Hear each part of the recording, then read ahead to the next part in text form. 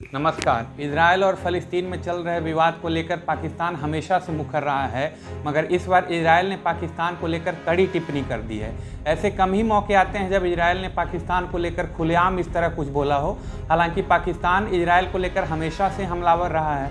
गुरुवार को पाकिस्तान के एक आधिकारिक Twitter handle foreign ministers public diplomacy से एक ट्वीट किया गया था।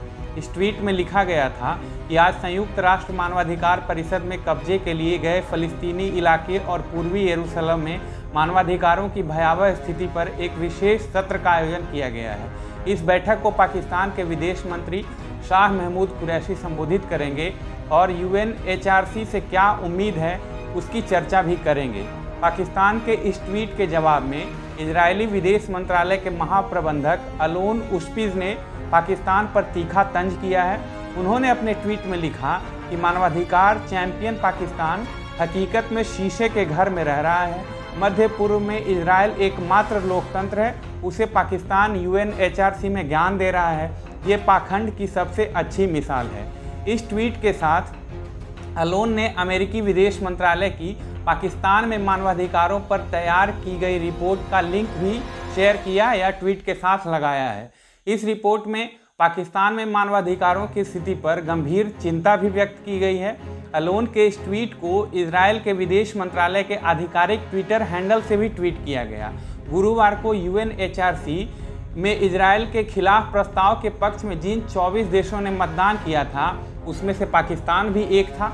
पाकिस्तान ने इस प्रस्ताव के पास होने का स्वागत किया है और ये स्वाभाविक सी बात है। पाकिस्तान विदेश मंत्रालय की तरफ से कहा गया है कि पाकिस्तान ने UNHRC में ऑर्गेनाइजेशन ऑफ इस्लामिक कोऑपरेशन यानी OIC की तरफ से कब्जे वाले फ़लस्तीनी इलाके और पूर्वी यरूशलेम में मानवाधिकारों को सुनिश्चित करने के लिए एक प्रस्ताव रखा था, जिसे स्वीकार भी कर लिया गया है।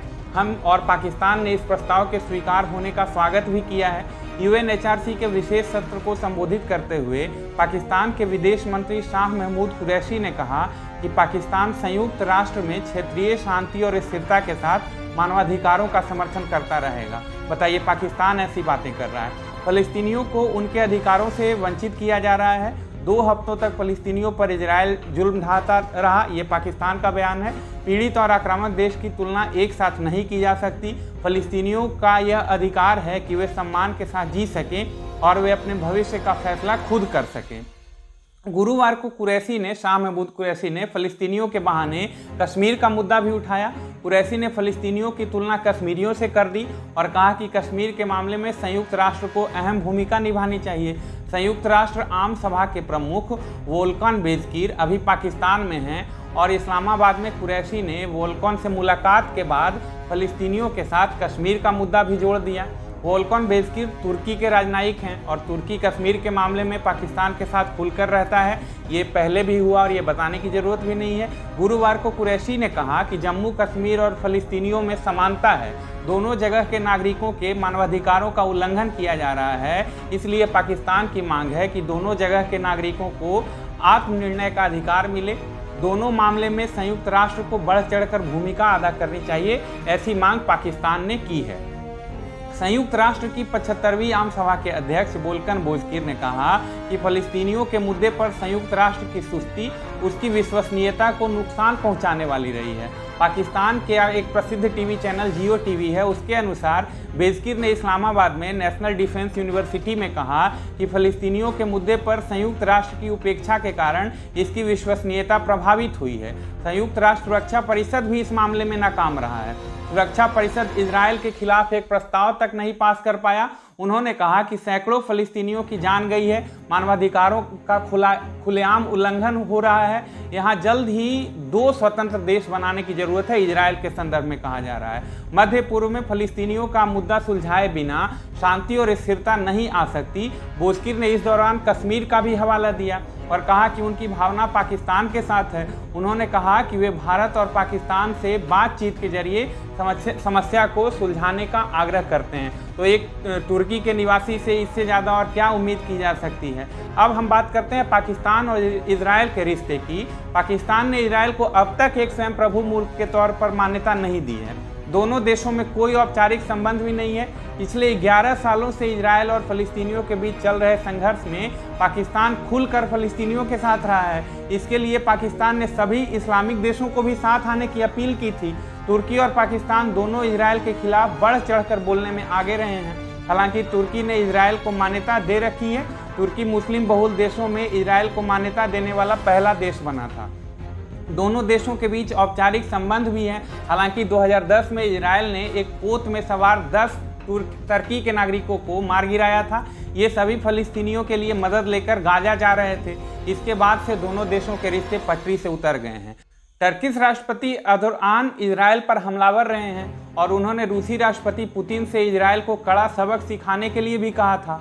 पाकिस्तान में भी इजरायल से रिश्ते बहाल करने की बहस होती रहती है, लेकिन किसी भी सरकार ने इस पर कोई पहल नहीं की है, अभी तक कोई पहल नहीं की है। हालांकि पिछले साल इस्लामिक देश यूएई, बहरीन, मोरक्को और सूडान ने इजरायल से रिश्ते सामान्य कर लिए थे।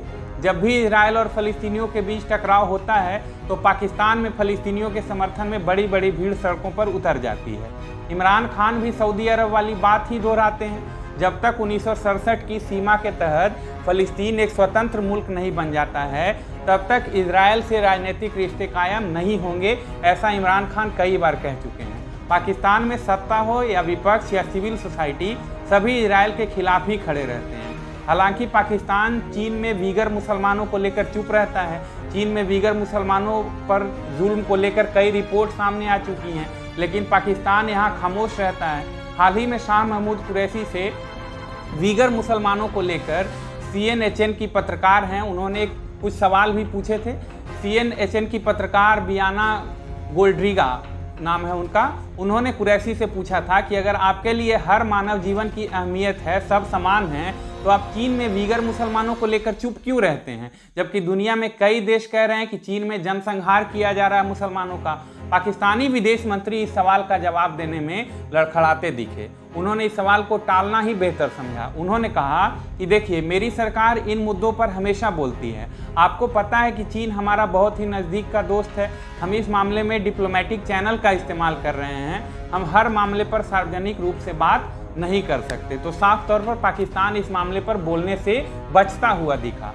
बियाना ने कुरैशी के इस सवाल के जवाब पर फिर पूछा कि अगर चीन आपको फंड देता है तो क्या आप वीगर मुसलमानों के मानवाधिकारों पर चुप रहेंगे? आप गाजा के मानवाधिकारों की बात पर तो खूब बोलते हैं, खूब बात करते हैं, लेकिन वीगर पर कुछ नहीं बोलेंगे। इसके जवाब में कुरैशी ने कहा कि चाहे गाजा हो या कश्मीर, हम मानवाधिकारों के उल्लंघन पर बोलेंगे। हालांकि कुरैशी ने तब भी चीन के वीगर मुसलमानों का नाम नहीं लिया था। तो कुल मिलाकर के इस पूरे घटनाक्रम से ये स्पष्ट है कि पाकिस्तान फ़लस्तीन और इजरायल के बीच चल रहे विवाद का इस्तेमाल अपने कश्मीर के एजेंडे को आगे बढ़ाने के लिए कर रहा है, और इसीलिए हमें ज़रूरत है कि पाकिस्तान को इंटरनेशनली एक्सपोज करें। भारत की सरकार ने इस मामले में फूंक फूंक कर कदम भी उठाए हैं, और इस मामले में भारत की सरकार को एक निर्णायक पहल करने की ज़रूरत है ताकि पाकिस्तान अपने इस अंतर्राष्ट्रीय एजेंडे में कामयाब न हो सके। ऐसे ही खबरों के विश्लेषण के लिए आप हमारे चैनल को देखते रहिए। हमारे चैनल को लाइक और सब्सक्राइब करना ना भूलें, वीडियो को शेयर करना भी ना भूलें, और हाँ, बेल आइकन ज़रूर प्रेस कर दीजिएगा। नमस्कार।